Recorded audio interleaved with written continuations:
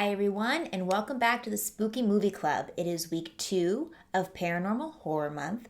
We watched The Exorcist III, written and directed by William Peter Blatty, who also wrote The Exorcist. Does this 30-year-old movie hold up? Let's find out.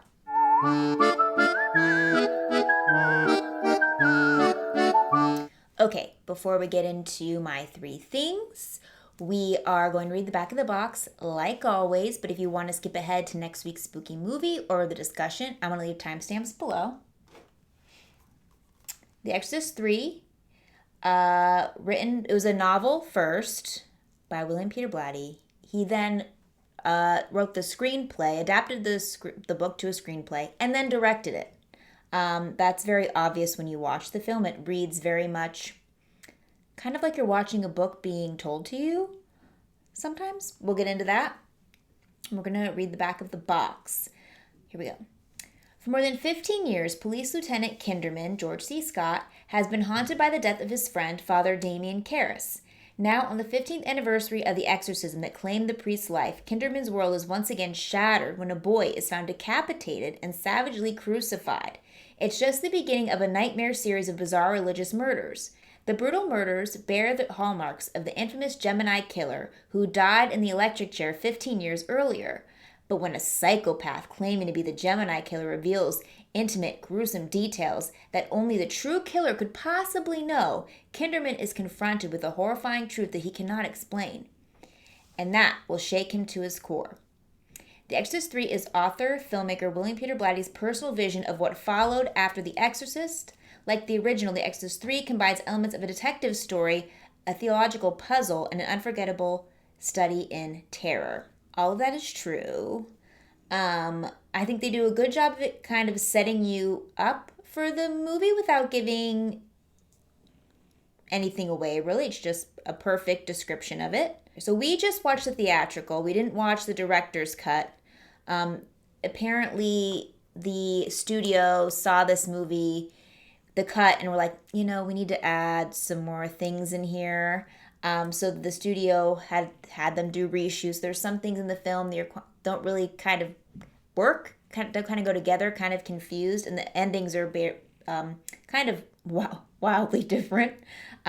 Supposedly, we didn't watch the director's cut, but I think we'll go back and do that some other time. But yeah, let's get into my 3 things. Okay, the first thing I want to talk about are the characters and their relationships, specifically Bill Kinderman and Father Dyer. Their relationship is so sweet, and they really kind of set you up for that within the first 20 minutes of the film. There's this moment where you're first with Father Dyer, and he's talking to his priest friend at the church, and he's like, oh, me and Bill are going to the movies today. He gets really depressed on this day of the year, so I gotta take him to the movies. I take him every year. And then you flash to Bill, who's in the kitchen with his wife, and she's like, oh, are you done for the day? He's like, no, I gotta take Father Dyer to the movies, okay? He gets really depressed around this time of year. I take him there to cheer him up. And I think that really describes their relationship perfectly, that they're such close friends, and they're doing these things for each other, even though they're just, doing them for themselves, but also for each other. I thought that was super sweet. And there's this one, speaking of characters, there's this monologue that Bill goes on about a carp in his bathtub that's absolutely hilarious. Within that first 30 minutes, not like the first 2 minutes because that part's horrifying, but like right after that, after the boy has been murdered and you're just with Father Dyer and Bill, there's so many quips that go back and forth and you're like kind of laughing at different parts and you're like, oh, I love these two. It's like the odd couple. This is amazing. And then you can imagine my surprise when, I guess, spoiler. So if you won't be spoiled, don't listen to what I have to say next. But Father Dyer dies. Okay, I was shocked. I was upset. I was like, how could this be? And it's like 30 minutes into the film, but it really progresses Bill's character to try to find out who this killer is. But it was so sad. I was so sad. I was like, I could have watched these two for hours. Their relationship was perfect. And not just them as characters. Brad Dourif's character as a Gemini killer really sells you on this man as a psychopath. And possessed by a demon or is a demon or has a bunch of demons inside of them. It is his monologues. Like, he goes on monologue after monologue after monologue, but they're never boring. He sells them really well, and you're just like, this man's terrifying. I don't trust you. I'm gonna leave the scene immediately. Get away from me. Well, I need to tell the authorities about you. He does an awesome job, and I mean, like, if I was gonna choose his best role, either like this or Chucky, voice of Chucky, I think I have to go this. I think he really is like a wonderful actor, and you wouldn't know if you were just like, oh, this man voiced Chucky. This man is brilliant in this movie. And I think all the characters all together, like the nurses, like all the small parts, the chemistry between the whole cast was just perfect and really keeps you intrigued and engaged throughout the entire film. The second thing I want to discuss are the scares, the haunts, just everything that makes a horror film a horror film. And it must be said that this film has no gore, really. You don't see anybody die. You do see blood like seeping through the bottoms of doorways, but you don't see anybody get killed. You just see maybe a little bit before and then the aftermath. And you would think, Jessica, I've never seen this movie, and what you're describing to me isn't scary at all. However, the imagery in this movie is absolutely terrifying. There is, like, I mean, they do like these shots, just like, kind of just like, I don't know, establishing shots, or just like shots like in the rooms you're in. And they choose to like have like this creepy guy in the corner, and you're like, I'm sorry, why is that man standing there? In the opening scene where the doors burst open, there is like a Jesus crucified statue over the thing, and his eyes are closed and they slowly open up. And you would think that would be goofy now, but it actually plays very creepy. There's also a scene in the church where I think Bill is kind of like hears things and he's walking around, and there is this terrifying statue of the Joker, of someone. Like, why is this in a church? Did somebody put this there? He has like the Joker face, like the cartoon Joker face, and he has like a dagger, and he's like laughing and smiling. That was the most terrifying thing. It's horrifying. But also we have to discuss the imagery altogether is just terrifying. All these different moments, like at the end in the exorcism scene where the floor busts open and you have like what Bill described in the beginning to Father Dyer at the diner of how this little boy was murdered and what this man did to him. He like comes up on a crucifix with the statue head and face painted black with the iron thing. It's horrifying. It is so creepy to look at. And all the imagery is terrifying. So we have to talk about, we'll just go like, okay, but what else does this movie have? Okay, it has the most effective jump scare you'll ever see in your entire life. And I don't know why people don't utilize this kind of technique more. You're in the hospital and there's a nurse, like you're way back in a hallway and there's like a nurse at the front desk. And you're basically in that wide shot for almost the entire time. There's some cutaways, but you like start hearing things, and she starts hearing things, and she goes and locks the closet, and she goes in, and you're like, oh, this girl's gonna get it when she's in the closet. No, we just hold on that shot. And she comes out like nothing's going on. She like goes to lock the closet, and they wait long enough time to where you're like, oh, nothing's gonna happen. Maybe she's gonna get it somewhere else. But just as you like think that, bam, spooky, sheet person comes out of the closet with these big shears ready to chop this lady's head off. And it is so effective and so terrifying. I don't know why people don't utilize that technique more. It's usually like loud noise, immediate like face or whatever, and then everybody jumps. But this was, you almost feel safe. You know what I mean? You get this sense of like relief, but then you were tricked because the lady died.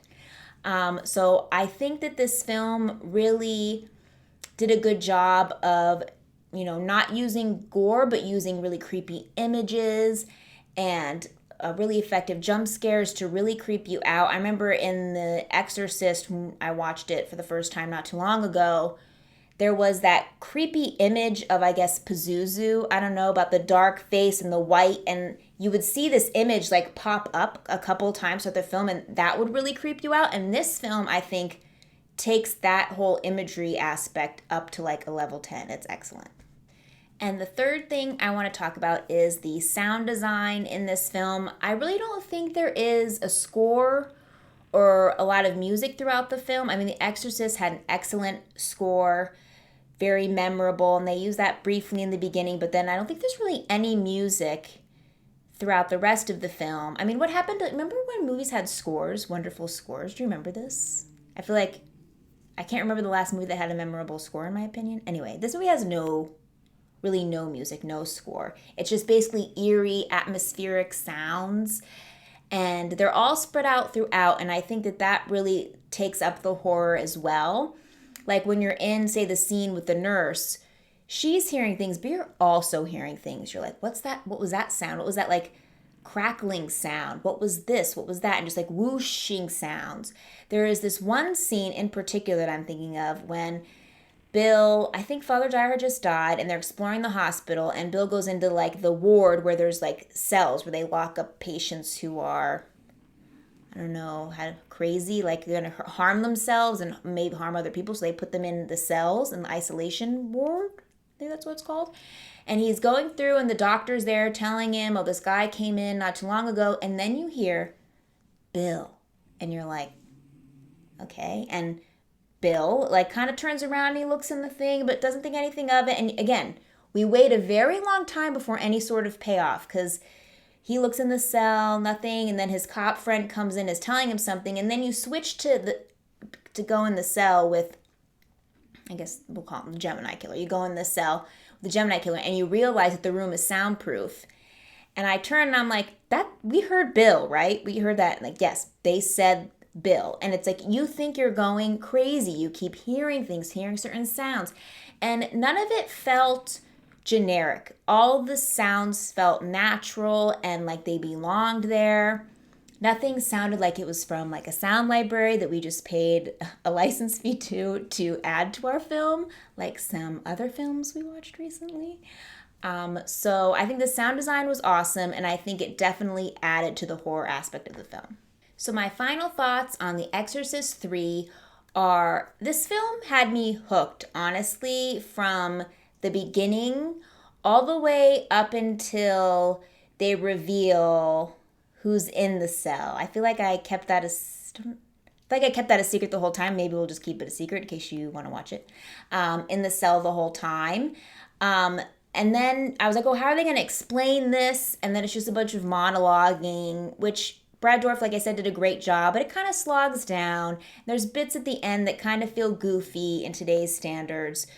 But that first portion of the film, I was hooked. I wasn't even looking at the chat to like see who was chatting. I was hooked at these two characters. I thought the relationship was perfect. With all that said, though, I think that this is a great showcase that a horror film doesn't have to have a lot of gore, doesn't have to have a lot of jump scares to be super creepy and effective. And that is why we are giving The Exorcist 3 4 Rump Jasons out of 5. I definitely think it's worth your time. I definitely think it's worth your time. Now, I thought a lot about this because after I watched, I thought, okay, it's a 3. But then as I thought about it more, I'm like, no, I was ruminating and I'm like, no, this is actually like pretty good. This is going to be sound, but I probably would watch this movie again over the original. I think that this has more viewing power to me than the original did.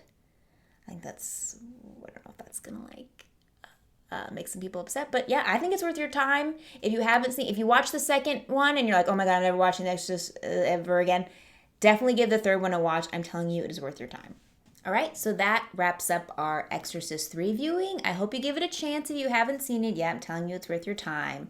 We're now on to week 3, and this is a follow-up to a film that's probably in my top 5 horror films. I'm excited. We've been putting this off for a while. I'm excited to watch it this week, but next week's spooky movie is Dr. Sleep. The Shining, like I said, I could watch The Shining a lot. That's in my top 5 favorite horror films. I love that movie. I think it's excellent. So I'm excited to see what the, sequel, I guess you consider this a sequel. It's the second part of the story. I don't really know much about it. I know that Danny is the main character and he goes back to the hotel. And there's like another girl who has The Shining. And she has The Shining. Don't know. Maybe she's the evil lady. I don't know. Again, I don't. I know nothing. I know nothing. But I am excited. I heard good things about it. My only concern is the runtime on this. Let's see, an hour and 52 minutes. So that's like almost 2.5 hours. The director's cut is 180 minutes. I'm excited to watch this. I just hope I don't accidentally doze off.